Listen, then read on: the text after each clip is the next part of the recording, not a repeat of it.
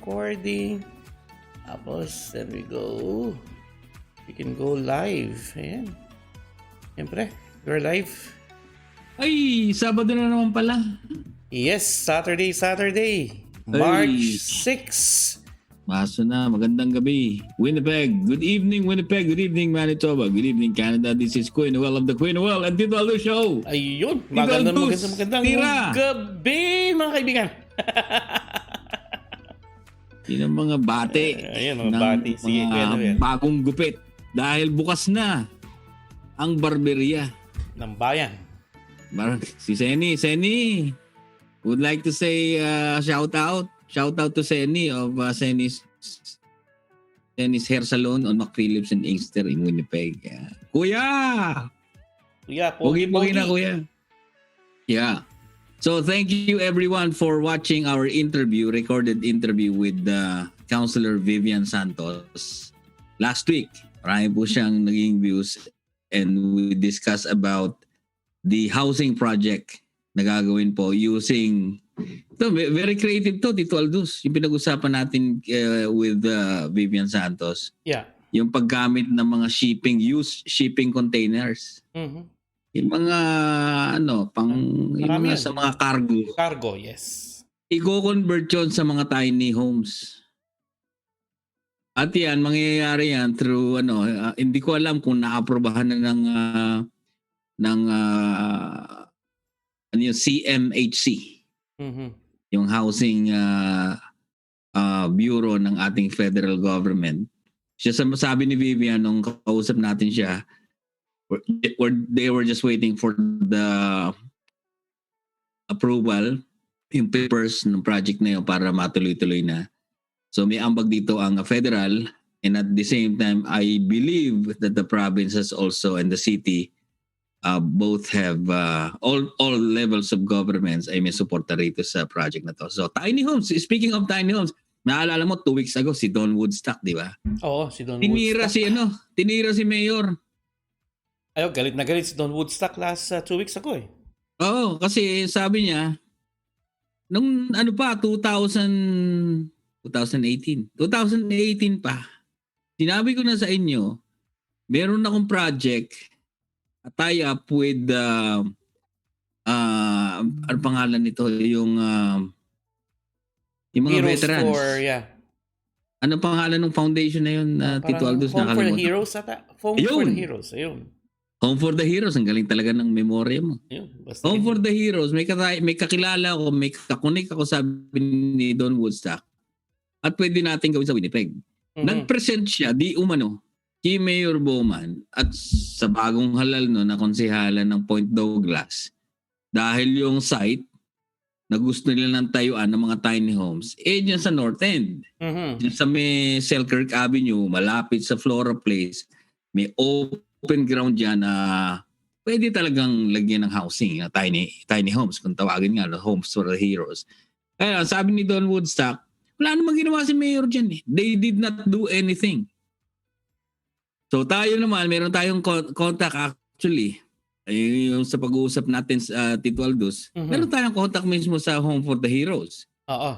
At kinonfirm natin kung talaga nag-present. Totoo naman. Nag-present naman talaga si Don Woodstock noong 2018 sa kay Mayor at kay Vivian Santos. Ngayon, pero nung in-interview natin si Vivian Santos, ang dahilan niya, dahil bago pa lang daw siya noon. So medyo overwhelmed siya sa mga ginagawa kaya hindi talaga naasikaso.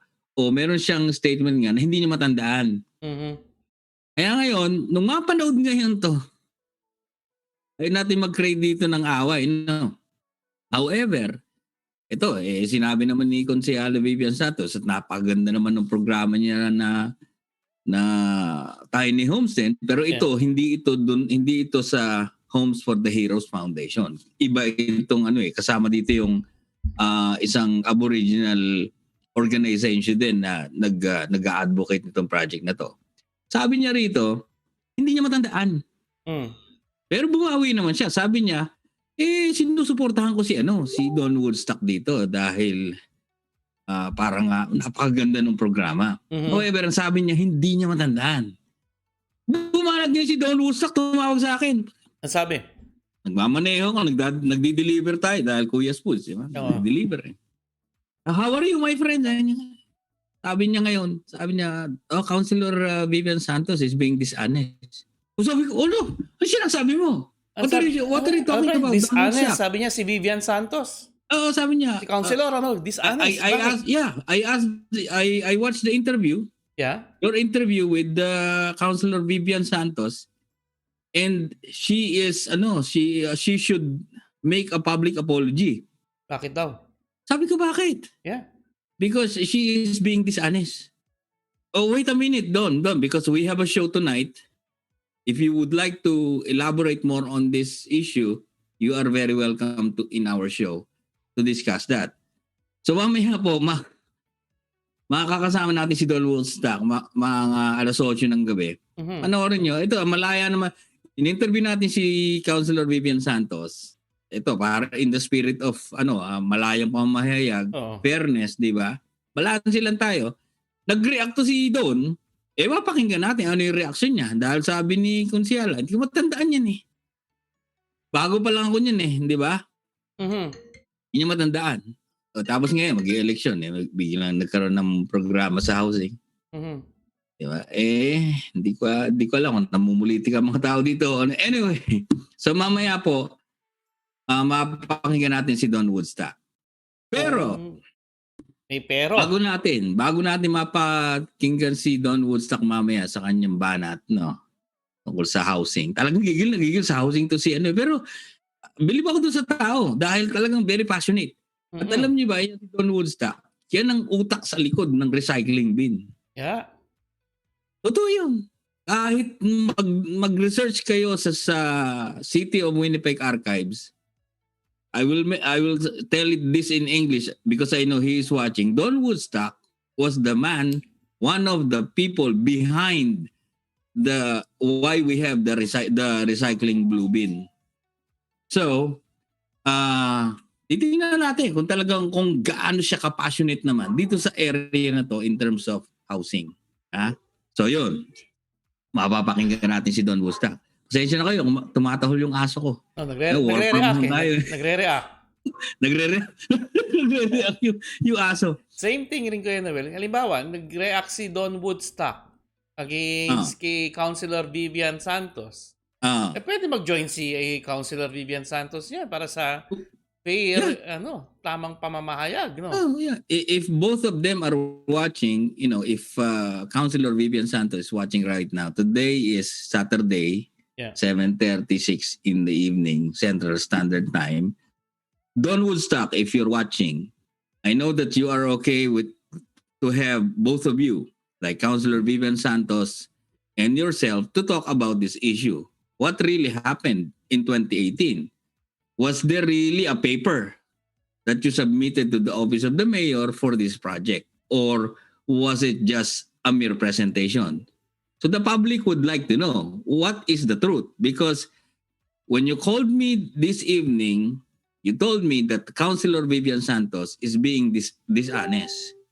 So that's a big statement. So that's why I told you, okay, let's not talk about it between you and me. Let's talk about it in our show so that the people would know.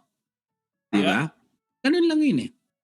So anyway, I hope that they are watching. If you are watching this live right now, you can share it to Facebook groups. Please share it right now para so that everyone would know what is happening in terms of this issue on housing. We'll talk about that later at around 8 p.m. However, before we go to the housing issue, ladies and gentlemen, kita mo na ang accent natin, Pilipinong-Pilipino. Pilipinong-Pilipino. Kamatayan, Brad. Ay, nako. Pero ibang klaseng kamatayan to. May natural death, di ba? I-distinguish natin, pre. May natural death at saka may assisted death. Yeah. Yeah. Expertise. Balata mo. Ito, Aldous. Natural death, syempre, yung pusa, mamatay. Through old age, accident, kahit kasing kamatayan. Pero ipag-uusapan natin ngayon, Kuya Noel, ito yung assisted death. Na may consent ang mamamatay, Oo. Sino ang Administer. magtutulong sa kanya? Sino ang Yeah. papatay sa kanya? Yeah. Basically, gano'n, ano? Oo. Tama ka. Tama lahat yung sinabi ni Tito Aldous kasi hindi nyo na itatanong at alam nyo na very very public naman yan na si Tito Aldous nasa industry ng what do you call that industry, Tito End Aldous? of life journey. End of life journey na dapat natin paghandaan. Ngayon, dito sa Canada, existing na po yan.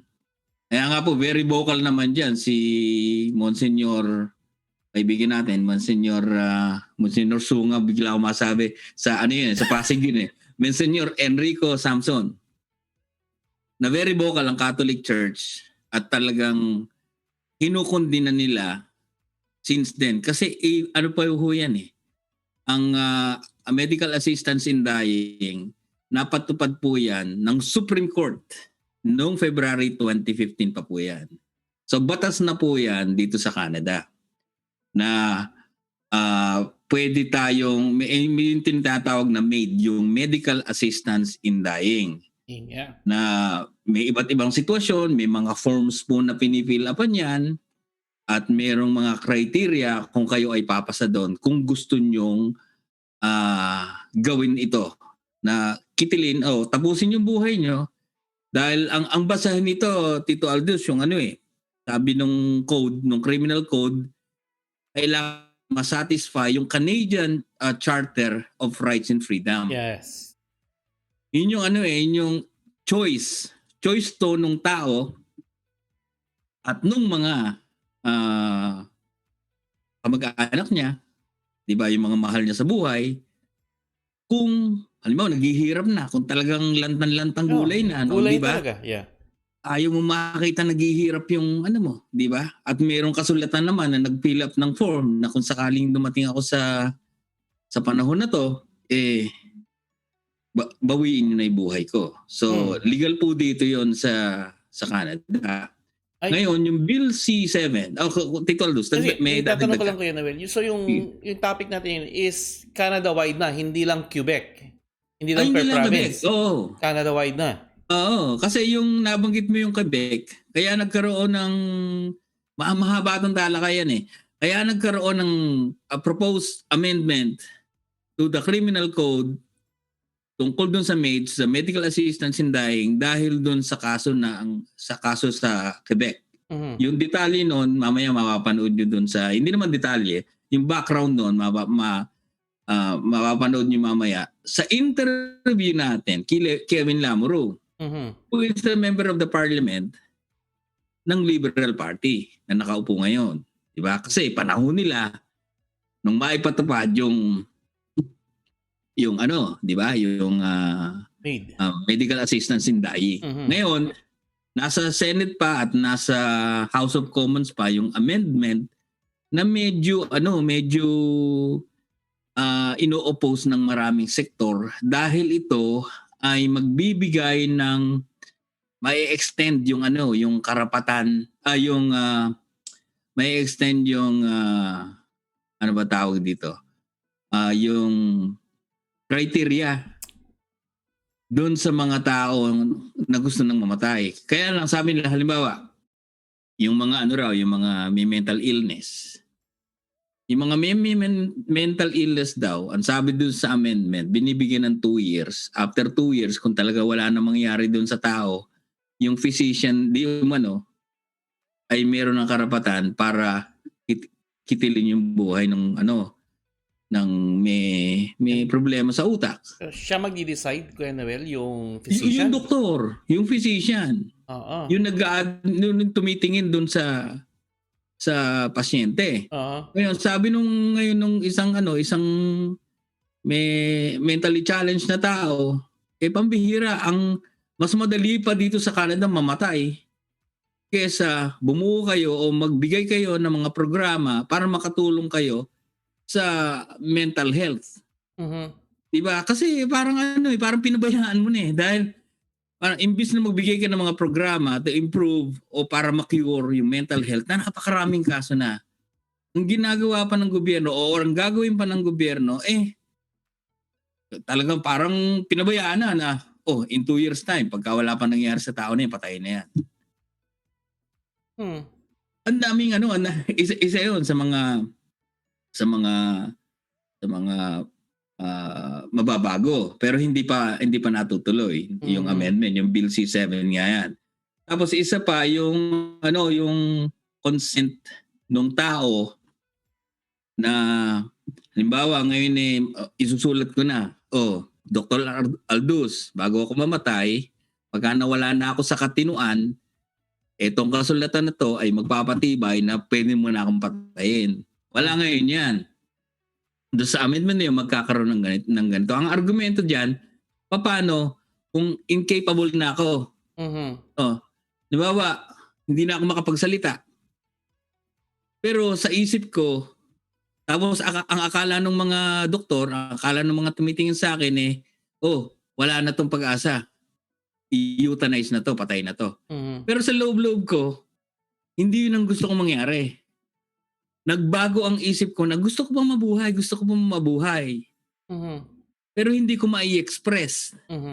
Pero dahil sa may kasulatan ako, napatayin mo na ako, ang mangyayari sa akin, mamamatay ako, pero deep inside, gusto ko pa mabuhay. So yun, yung mga masasalimot na argumento. Pero, babalik tayo dun sa sa pinaka-basic nito. Wala o merong amendment ayaw ng Christian Church o ng Catholic Church ang ganito. Dahil wala tayong karapatan na kumitil ng buhay ng tao. Ngayon, itanong ko nga natin sa kay Kevin Lamro, napaka-close niya sa Filipino community, di ba? Halos Pilipino nga siya, mga tinod hindi naman maikakaila. Ang dami niya natulungan in terms of immigration, etc.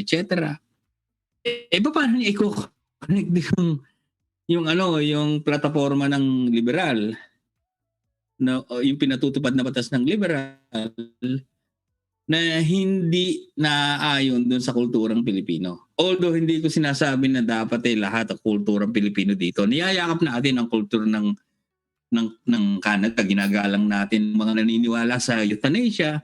Pero deep inside, ako personally, ayoko nun. Hindi ba? Dahil mahal mo sa buhay yun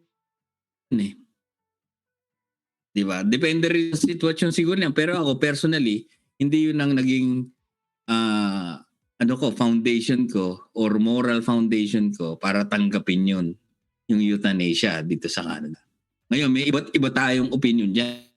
Hindi ko alam, Tito Aldous, kung ano opinion mo dyan. Yung mga nanonood sa atin, hindi ko alam kung ano opinion nyo. Pero yun po ay isang realidad na dito sa Canada. Every time, not every time, but pagka merong mga subject matter na tumutukoy dito, si Monsignor Enrique Samson ay very vocal dito. Sinasabi niya sa altar, habang nag-homily siya, pagka nakakita kayo ng leader na sinusuportahan ng batas na to, ganun siya ka-vocal. Hindi naman niya pinatatamaan si Kevin Lamro na kasi magkakasama sa iyong community niya. St. Peter's Church is part of Winnipeg North. So ibig sabihin, sinasabihin niya yung mga tao na mag-isip kayo. Pagka boboto kayo ng tao, dapat susundin kung ano yung foundation ng inyong faith. Dahil nagsasalita naman siya bilang isang pare. Diba? Naintindihan naman natin yun. Kaya masalimuot mga kaibigan, alam natin na si Kevin is a part of Filipino community. However, ito yung sinusunod na batas na sabi niya sa interview, panood nyo, na wala daw silang magagawa dahil ito ay pinatupad na ng Supreme Court. So parang, wala kang nalaman dyan. Ganun tipo. Pero, kayo na po ang maghusga. Di ba? Ikaw ba, Tito Aldous, tatanungin kita. Personal. Sige. Ano ba ang iyong ang pananaw dito sa medical assistance in dying? Hindi ako sang-ayon dyan, personally. No? Because, tama sabi mo, wala yan sa Biblia. Kahit sabi mong meron o wala, bilang tao, ang hirap tingnan, parang konsensya mo yan moral conscience mo eh. Halimbawa, ako yung doktor, Kuya Noel. Ako yung mag-execute, magtuturok ng injection dun sa taong nag-request mamamatay. May right akong tanggihan dahil against sa aking moral ascendancy? O meron akong anong susundin ko? Yung aking moral ascendancy o yung aking trabaho? Yun. No. Paano kung isa kang di ba? Isa kang doktor na matindi yung Christian faith mo. Hindi man Christian faith kundi yung moral foundation, di ba? Tapos doktor ka. Napakahirap sigurong gawin nun. Tama ka. Talagang very good example yun dahil kung ikaw ay isang doktor at kung ikaw yung mag-administer ng euthanasia dun sa tao na yun, paano mo tatanggapin yun, bro? Yeah. Di ba? Mahirap eh. Ang hirap.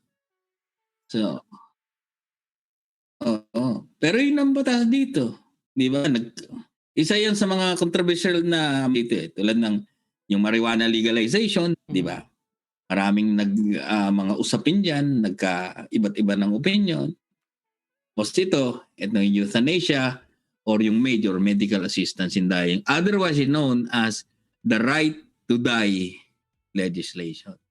Karapatan natin di ba nakakaano bilang isang, di ba kasi sa Pilipinas, iba yung the right to die. Yung papatayin mo yung sarili mo. Yung ano na nga lang, Kuya Noel, yung nakakilabot, no? Lethal injection, masyadong maraming objection. Sa simbahan, sa iba't ibang sektor. Diba? Compared dito sa Canada, mas open tayo. Pero kung bibigyan ng choice, Kuya Noel, o yung mga madlang people, anong reaction nyo dito sa medical assistance in dying? Tama ba sa inyong konsensya? O tama ba sa inyong paniniwala? O tama ba sa inyong pananaw? Pero may iba naman, Kuya Noel, pupunta ka sa kabilang side. Kung nakikita mo naman na talaga, na gulay na talaga ang isang tao, at siya yung nag-request na fulfill niya lahat ng mga requisites, mga requirement, at talagang personally, siya na humihingi ng medical assistance in dying, medyo mag-iiba ang kwento. Yeah. Pero yun nga lang, yung pinakamasakit, pag ikaw yung natoka na mag-execute or mag-administer ng ganun na pagpatay, physically, pagkuha ng isang buhay ng isang tao, masakit. Yeah. Masalimot, di ba, nakakaano, dahil totoo, yung isang side, buti inopen mo eh. Biruin mo, Tito Aldous, kung makikita mo yung kamag-anak mo. Hirap na, naghihingalo na. China lang yung bumubuhay dun sa tao. Hirap na. Hindi ba? Nakikita mo talagang hirap na. Literally, physically, talagang kita mo na siya eh, di ba? Di ba nga yung mga ibang nababataan natin eh, o sa mga movies, di ba, sinasabi na, sige na, sumama ka na. Yeah. Di ba? Sumama ka na sa di ba? Kasi para matumigil na yung paghihirap ng mortal na katawan. Yeah. Pero tutulungan mo bang matay? Ang question din eh, di ba? Yung sinasabi mo, hindi mo sasabihin na, eto sige, para matapos na, eto, papatay. Kuya Noel, naghahang yung ano mo. Anyway. Another example. Naghahang ba ako? The example na lang, Kuya Noel. Para tayo may alagang aso. Paano sila namamatay o paano sila pinapatay? Same thing. Medical assistance to dying. Yung iba nga, niyayakap pa lang habang in-injection na. Di mas masakit. Aso lang yan. Oo. Much more kung paano yung kamag-anak natin, kadugo natin. Yeah. Anyway. Nako, mag-aalas 8 na. Ipapasok muna natin yung ating interview with Kevin Lamuro. Yes. At mamaya, kung libre pa si Don Woodstock, ipapasok natin siya sa iba naman topic tungkol doon sa kanyang banat kay Councilor Vivian Santos. Ito po ang ating panayam kay Kevin Lamuro. Siya po ang MP ng Winnipeg North dito sa Manitoba sa Winnipeg, at pag-uusapan po natin ang the right to die legislation, ang amendment po niyan. Ito po, panoorin po natin mga kaibigan. Well, today we are honored again to have Kevin Lamoureux, my MP, Winnipeg North riding, and we'll talk about the medical assistance in dying. Some people call it right to die legislation and its amendments. Hi, Kevin. Welcome back to our show. I know it's been a year now since I had you as one of my guests, along with if I can still recall, along with Council. Actually, I can actually do your place. Yes. And so a lot has happened. Today we're doing it virtual because of the coronavirus, but it's great to see you, and I appreciate being invited to participate in your show, your program. Yeah, before we discuss about the amendments of this legislation, briefly, for the sake of our viewers, of course, Kevin, what is medical assistance in also known as MAID?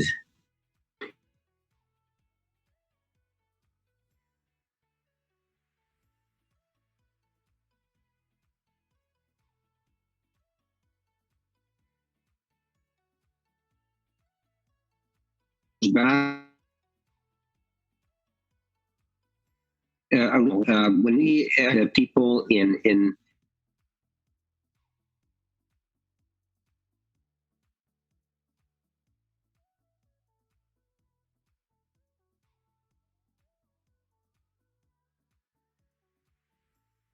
their passage or in their death, decision that occurred in 2000.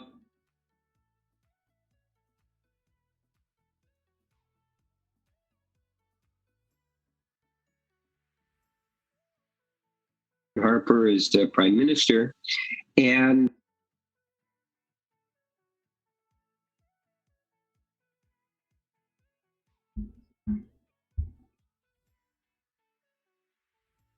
Ayun.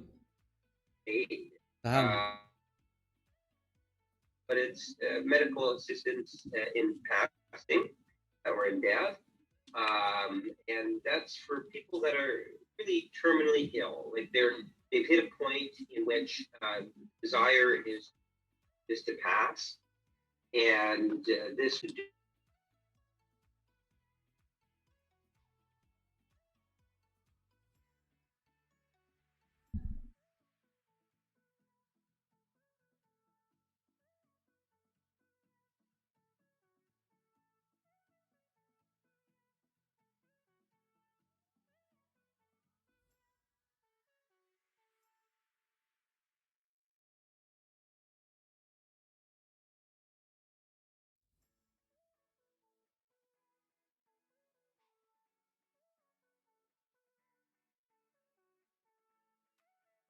Ay, nawala yata tayo na Tito Aldous. Yeah, nawala tayo. Ayan. We apologize for that. Tito Aldous, naka-mute. Teka, unmute kita. Ayan. Nagkaroon tayo ng technical difficulty doon. Yun.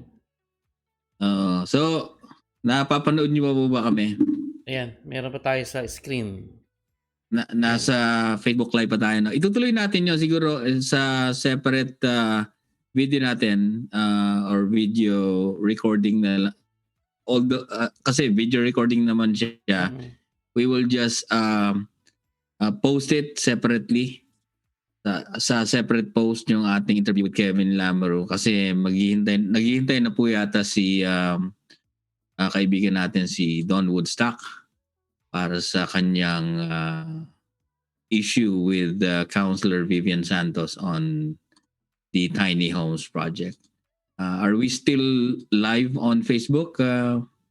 Yes, we are still live on Facebook. Ayun, pasensya na ho kayo. Medyo nagkaroon kami ng technical difficulty. Yan ang kaganda ng live. Oo, live kasi tayo. Yun, live tayo, yeah. Isesend ko lang po yung ating link sa ating kaibigan si Don Woodstock para po siya ay sumama na sa atin dito sa ating talakayan. Kanyang reaksyon. Reaction. Pero maganda yung usapan natin. Sarap pag-usapan nung yung medical assistance in dying. Ito Aldous. Separate video Gusto natin. nga tama kanina. Bago tayo mag-show, tinawagan mo ako. Sabi, yes mo tawagan si Pastor Ruel Camia. Alam ko meron siyang activement ngayon ding time na to. Pero most definitely, we will invite Pastor Ruel Camia, Bishop Ruel Camia, or even Monsignor Enrique Samson to talk about the stand of the Catholic Church and the Presbyterian Church, Evangelical Church, UNIDA, on medical assistance in dying. Or pwede natin i-air ulit next week yun, Kuya Noel, kung ano sila. Para at least makuha yung stand nilang pareho. Authorities na. So, Katext ko lang si Don Woodstock ngayon at naghihintay na rin siya. He is waiting for the link. I've already sent the link to you, Don Woodstock. Don, if you can check your Facebook Messenger, I already sent you the Zoom link. Anytime you can join us to talk about the issue with regards to the housing project that you allegedly presented to the mayor. Okay. Oh, he wants to send it to email. Okay, we'll send that to email. Okay. So, habang sinesend po natin ito sa email ni Don Woodstock, magbatian muna tayo. Ayun, sige. Patricia Salceda, Therapeutic and Massage Therapy. Witty Pinoy. T-shirt natin, Kuya Witty Don Fernandez. Masikip na, pre. Masikip na. Tumataba na kami ni Kuya Noel sa COVID fat. Santa Lucia Food Corporation. Yung ating isang partners po natin sa negosyo. Of course, yung ating Kangen Water. No? Part ng ating negosyo ng Diverse Industries Limited. And Kuya Noel, naghahang ka. Ayun. Red Hot Dog. Tender Juicy. Yeah. Product po ng Santa Lucia po yan. At kung gusto niyo po maging reseller, no, or distributor, kontakin lang po ang mga numbers din sa baba. And kung pinag-uusapan ang distributorship, Kuya's Foods. Ayan. Maraming ino-offer na produkto. Truck ang kanyang produkto. Yung, bumusan ko lang yung pinto ko para yung wifi ko lumakasan. Sige, pumasok muna na yung signal. Sige, Kuya's Foods. Tapos, of course, yung ating Bake Right Bakery.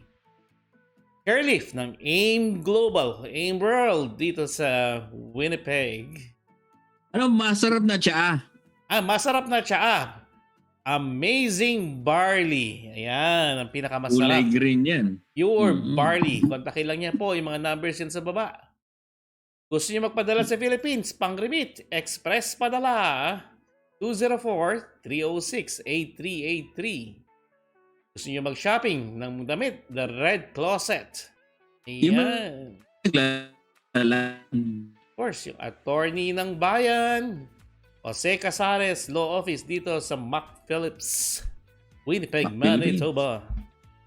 Yung ba yung Tito Aldous, yung boutique, yun yung nagla-live sa Facebook? Yung mga nagla-live sa Facebook. Uso na ngayon, live selling. M&M Health Services sa US. Yan. Pinabati natin yung kaibigan natin sa Texas, yung mag-asawa. Yung may restaurant doon na in-invite natin dito last time at nag-update sila sa nangyayari doon sa Texas. Nag-text sa atin, nagpasalamat sila. First time daw nila ma-interview on this kind of platform. So very thankful yung mag-asawa. At na-promote nila yung kanilang restaurant. Kaya pagkatapos ng COVID, if the border is open, takbo na kung pupunta kayo sa Texas. Doon sa restaurant na yung sari-sari? Sari-sari restaurant. Oo. Sari-sari restaurant. Sa Texas. Natin yun, ipa-plug uli natin yun. Ayan, sige. So, we are now, we'll be joined by Don Woodstock. He ran for mayor in the last civic election 2018, I believe. And during that time, in 2018 then, he mentioned in our previous interview with him that he presented the proposal to Mayor Brian Bowman for the tiny homes project. Now, Don, are you can you hear me? Hello, Don. Don? We cannot hear you, Don. Check your microphone, please.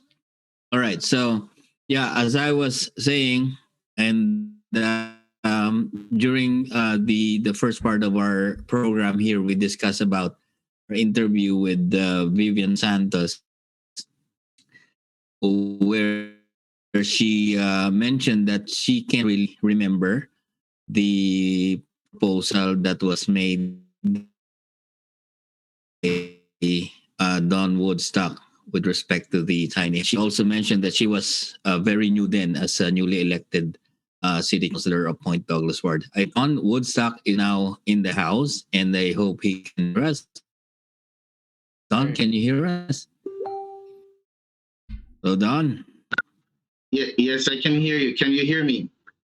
Yes. Yes, can you hear me?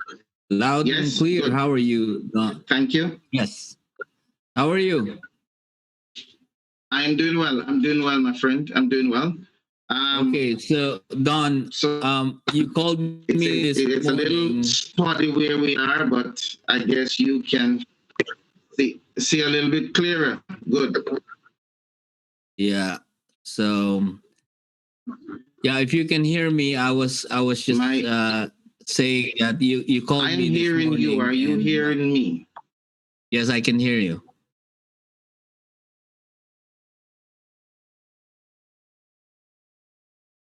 Hello. Okay. Okay. So the internet here is not so great. So you have to bear with me. But no problem. Okay. Yeah, you go ahead. So you mentioned about my interview with Vivian Santos, and then you have now at least 5 minutes to talk about or to give your comment about my interview with Vivian Santos that was aired last week. Go ahead, Don Woodstock. Okay. So Tommy Prince Jr. and myself, we went door to door in the community where Sergeant Tommy Prince is a piece of land that is dedicated to him. And currently, there is Floor Place, which is slated next to this property. The original land was designated for housing. No, I sent you a link on your Facebook page. So if you get a chance, you can look on your Facebook page, you'll see the story that was done in 2018, July. In August, the story was done. Sergeant Tommy Prince and I went door to door in July. So it's not only not cool for Councillor Vivian Santos to say this is something she's not aware of, but it's a lie. And I feel very, very sad for her in the sense that here you have one of the most iconic figures in Canadian history, son, who has walked the street and spoke with all the people that are joining the piece of land, which is the normal protocol, and yet still she brushed it aside. Okay? So what I did is I brought to show you guys the actual petitions that was signed by the residents in that area. So if for any reason Miss Councillor Santos says that this was not given to her nor presented to her. That's not the case. You could also check the city's archives when Tommy Prince and myself made a presentation at City Hall. So even if she's not aware of it, she should at least be able to check the archives and know maybe she was not there that day when we made the presentation to council. Maybe she was out. Maybe she was preoccupied doing something else. So I am troubled by the fact that here is a constituency in our ward, in our district. There's a project that Homes for Heroes Foundation is asking the civic government to partner with them and not to give them money. They're not looking for money. They're looking for a piece of land.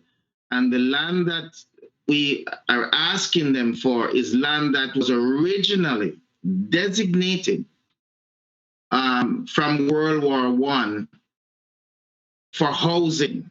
So it's easy. It's an easy decision for anybody to get behind, but there are other factors that Councillor Santos don't want to talk about. Why she wouldn't have done something like this, because it's a no-brainer. And those are the factors that are very troubling. Okay, the underlying reasons why she won't be. Meanwhile, I hear her excited about the project that is in its infantry stage for a containers to be converted into homes. Now, while that may be a good start in the thought process, I don't know of any containers that are being converted into homes in Winnipeg, Manitoba, given our weather. And I don't know how viable this is going to be. And yet still, a company that has a more viable track record of doing projects like this across Canada approach us and say, let's do something. And the city of Winnipeg has not been in touch with those guys. That's a shame. That's a shame.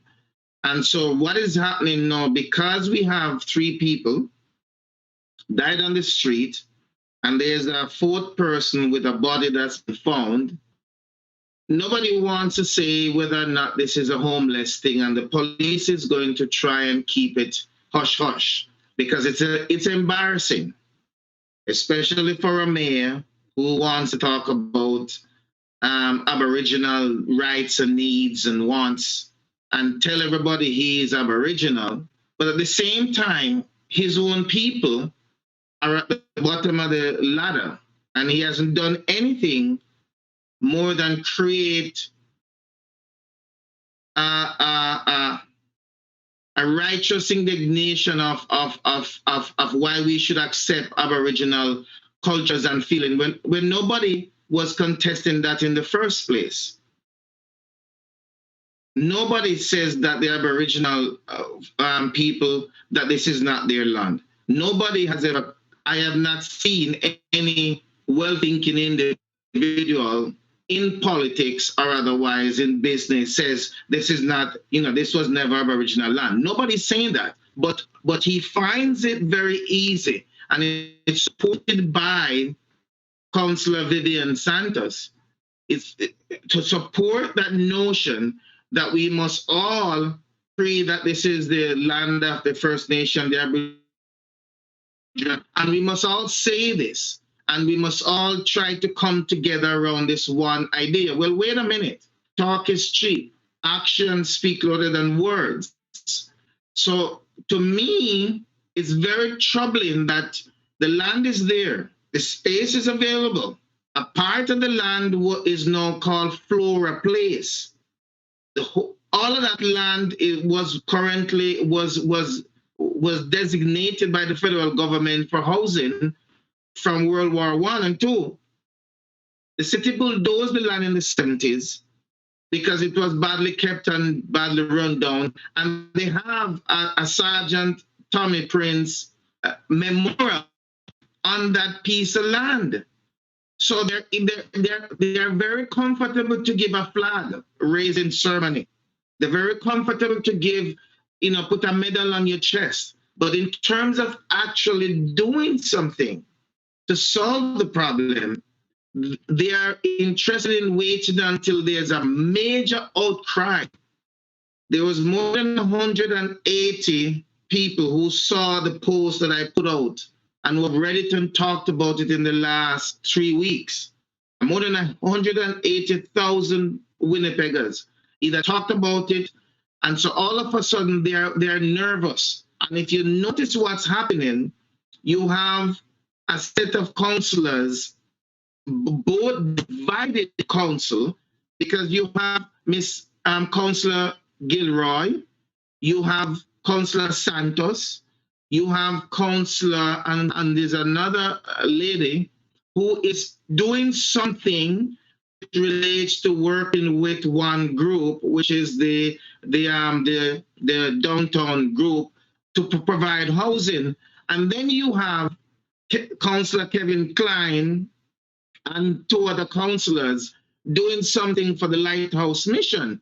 Could we not have had a consensus to pool all of their resources and thought process together and come up with a plan that would afford to provide housing for the people at the bottom of the ladder who is going to potentially follow? We know winter is coming. We know summer is coming. And so we don't have to wait until in the middle of winter when 3 people are dead for us to kind of figure out that we need to do something. That's the troubling part. And that I don't like, because what they're doing, they're patting themselves on the back. Meanwhile, the problem exists. And God knows where these things are going to turn and lead to. And that's wrong. And so I think she owes myself and she owes Tommy Prince Jr. an apology. It was handed to her. I spoke Mike Packerton to her. She was Mike Packerton's assistant before she left, before Mike Packerton left. She knew of the project before it was presented to council.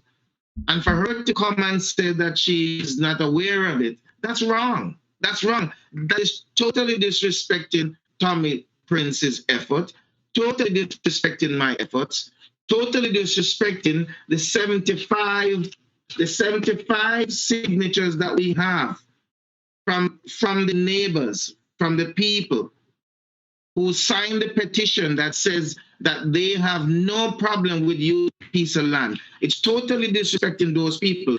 And I have given not just Miss Councillor Santos this, I have given Councillor Kevin Klein this information 2 years ago. Don, 2 years Don, ago, if you can Kevin. Yes. Don, I have a question. What did you give to Mayor Brian Bowman and the Councillor Vivian Santos? The petition paper?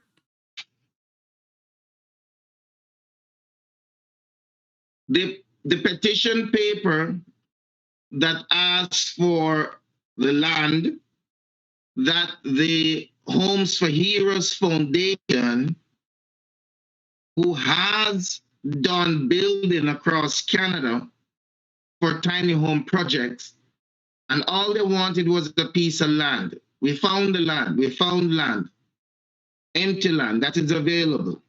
And so all they had to do, and all we asked them to do, was to coordinate that concept with Homes for Heroes Foundation so that we can get a project like Homes for Heroes as built in Calgary and other places, that project in Winnipeg. These guys have a track record of what they're doing. They have a real good model for doing what they're doing. Why not work with them? Sorry, Don. Sorry to interrupt you again. So you submitted to the mayor and Vivian Santos the petition signed by the neighborhood, like the residents in the area, that they have saying that we had no problem with the project. However, if I understand this correctly, there was no proposal yet. Correct? So Homes for Heroes did not commission Don Woodstock nor Tommy Prince Jr. to present proposal on their behalf. What we talked about was, if we find a piece of land, would you be able to, once the land is identified and is suitable, would you be willing to come to Winnipeg? They said yes. So much so that 2 years ago, I invited the president for Homes for Heroes to sit down with Councillor Kevin Klein and outline their plans and proposal for what they're thinking of. And Kevin Klein is aware of this piece of land that we're talking about. So even 2 years ago, when we sat down with Kevin Klein, Councillor Klein, we still don't get anywhere, because again, what is actually very troubling here, folks, is there's some underlying issues that needs to be addressed. And one of them is there are too many people and organizations that are involved in the business of homelessness, and they don't want you to come into their camp. So as a result of that, the people don't get the help they have. We have more than enough resources that we can help people. And besides, statistics, facts have been shown and been proven, it is cheaper for the taxpayers, for you and I, because ultimately, when the ambulance or the police is called, Noel, who you think is paying for it? When these people are struggling, it's me and you. When we buy coffee, when we buy groceries, it's me and you.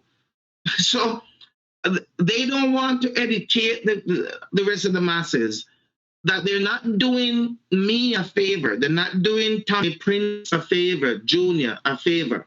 It's smart economics. It makes sense.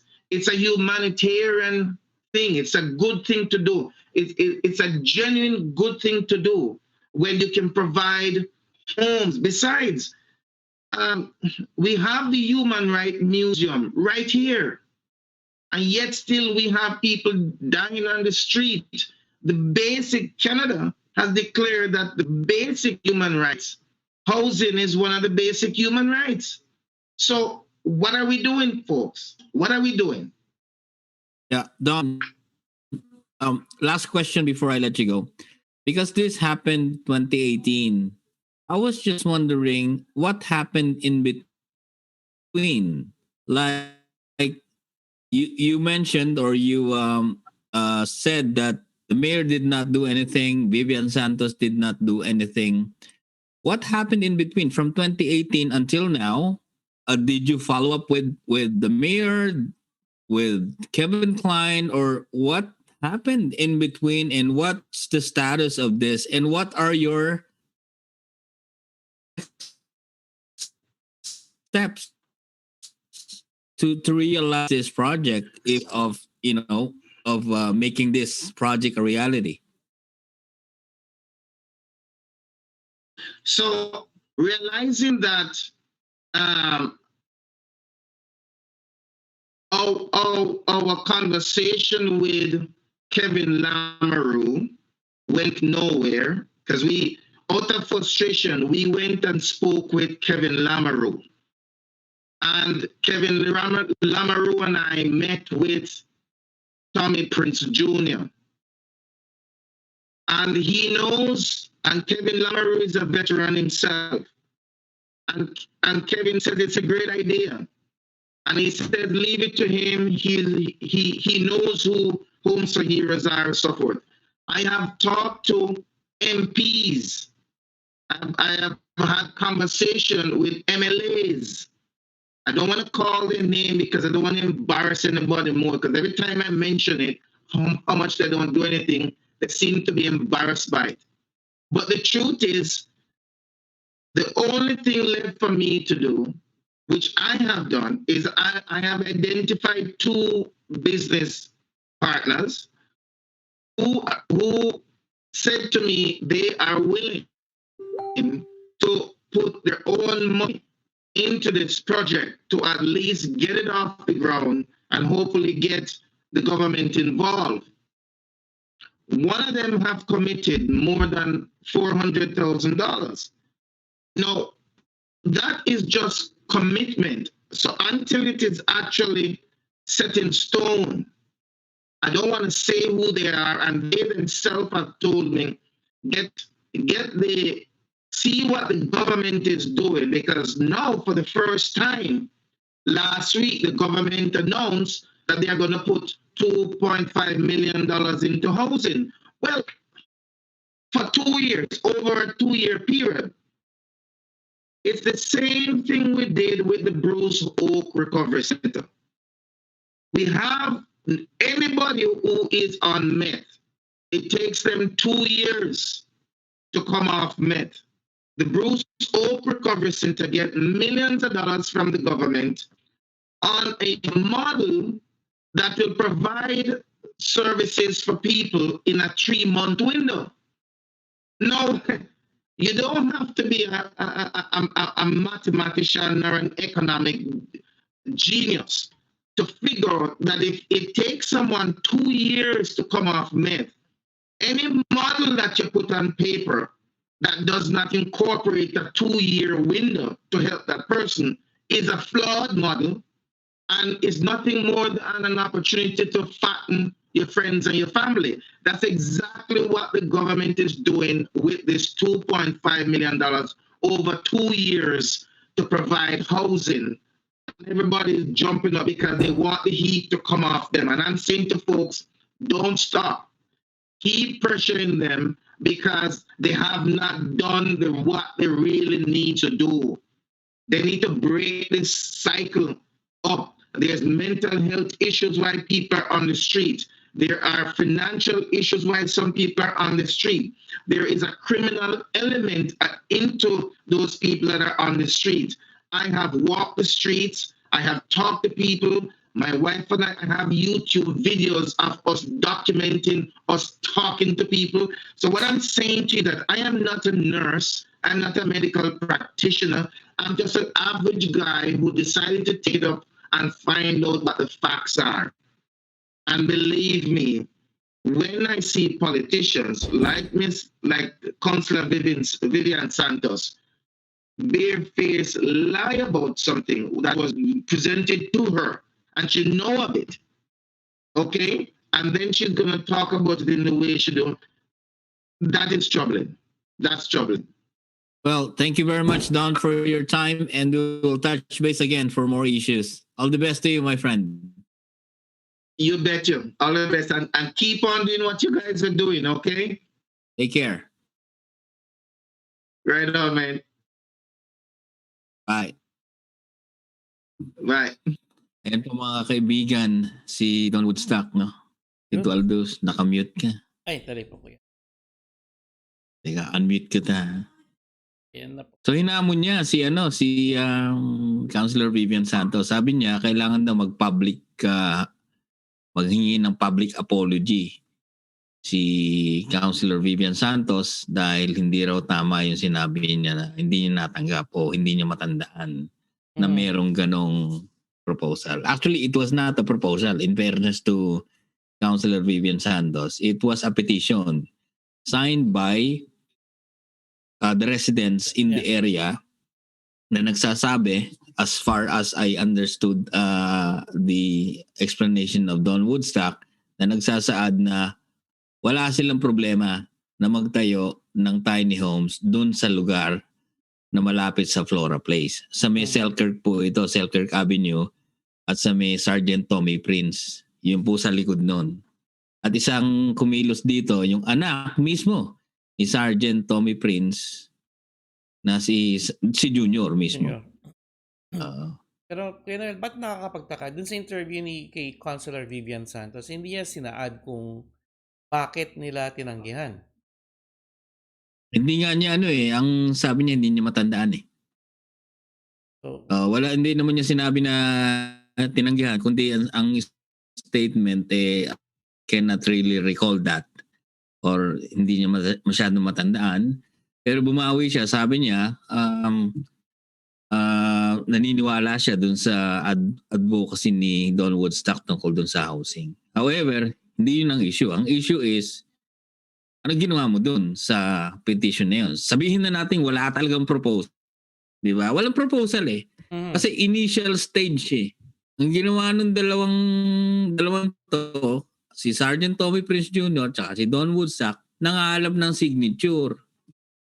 Nagbahay-bahay, gusto nyo ba, okay ba kayo na magkaroon ng tiny homes dito? yeah.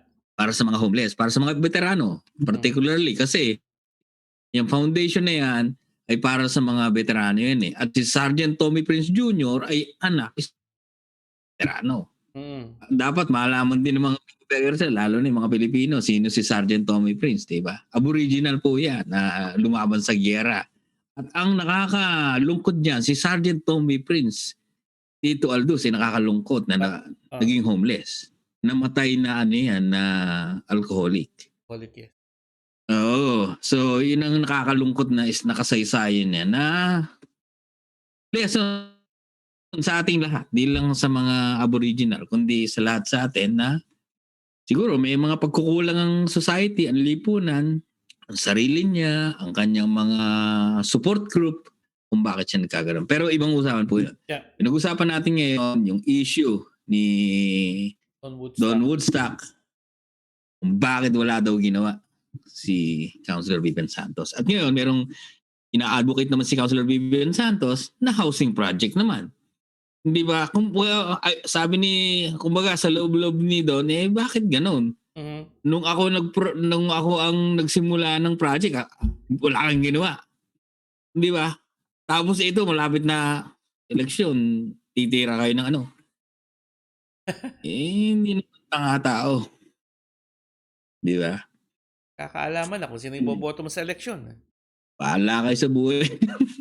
Yan, tinatawagan natin lahat ng politiko, di ba? Kaya nga, yun ang purpose natin eh. Una pa lang, nung sinimulan natin to, Tito Aldous, last year. Ang advocacy natin is to inform, educate, and engage all of you. Mag-i-election na naman, di ba? Dapat binabalikan natin, ano ba ang mga nagawa?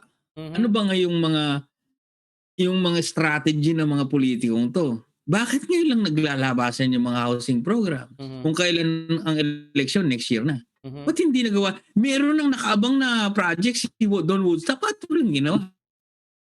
Gusto nyo kayo bida? Ganun ba yan? Parang ganun na yung mangyayari dyan. Problema kasi, Kuya Noel, halimbawa itong mga to, kasi alam nila malapit ng eleksyon. Pag Pilipino, boboto lang Pilipino. Porque Pilipino. Hindi ganun, di ba? Yun, tama. Tingnan mo yung nagawa ng isang tao at yung balak niya gagawin.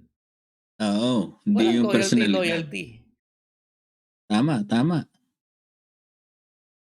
Dati nga, nag-post tayo dyan eh. Nung katuwaan lang naman. Sabi ko, ready ba kayo sa Winnipeg Filipino-Canadian Mayor? Ang dami, natutuwa ako dun sa ano eh. Ako naman, tinesting ko lang ang pulso ng bayan. Maraming, masarap eh. Maraming naging reaction, violent reaction, kung ano-ano mga reaction, natutuwa, naiinis, na wag na nandalin ng politika dito sa Winnipeg. Tipong mga ganun, di ba? Pero at least doon, nabulabog natin yung utak ng mga tao na hindi issue rito. Pagkabutuhan, hindi dapat tinitingnan kung Pilipino, kung ano ang roots, di ba? Kung galing man to kung saan lupalop. Ang usapan dito, ano gagawin mo? Performance. Anong plano mo? Ano vision mo sa city? Ano gagawin mo bilang konsyel? Ano gagawin mo bilang isang mayor? Hindi ba? Yun ang mas importante. Hindi yung, ano yan, sinabi yan ni kamag-anak yan, kumpare yan. Huwag na nating dalin dito yung yung stilong Pinoy na kamag-anak brigade. Hindi ba? So, anyway, we're running out of time, Tito Aldous. We have 10 minutes to end the program tonight. At napakaganda ng usapan natin. We started off with the right to die legislation. Then we interviewed Don Woodstock. At sana po, kahit ganito lang yung mga uso, hindi kami experts ni Tito Aldous sa mga ganitong bagay. But ang mission lang po namin, paulit-ulit namin sinasabi sa inyo, advocacy lang po natin, is to help each and everyone. Tayong lahat sabay-sabay na matututo sa mga issues na mga nangyayari dito sa society natin, sa Canada, sa Winnipeg particular kung saan tayo nakatira, para maging involved naman tayo at malaman natin yung mga nangyayari, matuto tayo, ma-educate tayo, ma-engage tayo para pagdating ng botohan, hindi tayo tatanga-tanga. Hindi ba? Sorry for the term. Hindi tayo, kasi ang daming paglilista ka, nakita mo yung mga pangalan doon. O ano ba yung liberal? Ano ba yung stand ng NDP? Ano ba yung stand ng conservative?